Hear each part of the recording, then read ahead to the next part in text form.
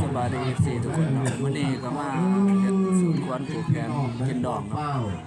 อยู่บ้านน้องเคยใหญ่เอ้าเองนี่เป็นสันวันดีเนาะเป็นสิริมงคลให้แก่ลูกแก่หลานให้ทางผู้เฒ่าแก่ผู้ที่สร้างครอบครัวใหม่เนาะ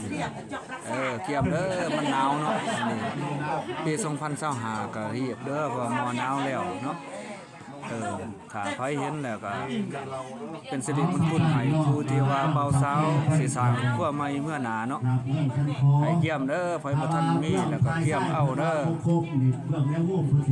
เป็นแม่ห่างแม่หมายแล้วแต่เนาะแล้วว่าเบาสาวยิ่งชายนุ่มน้อยเนาะก็บ่ว่ากันเดือบจะใส่สิทธิ์ของอันน่ะบารมีของตัวเองเนาะว่าเป็นสิริมงคล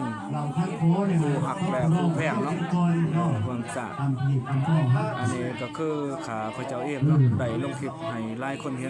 นแล้วกดไลค์กดแชร์เด้อทางผู้สื่อสารครัวใหม่เนาะอนาคตว่าหน้าหีบเด้อเผาเด้อสบายดี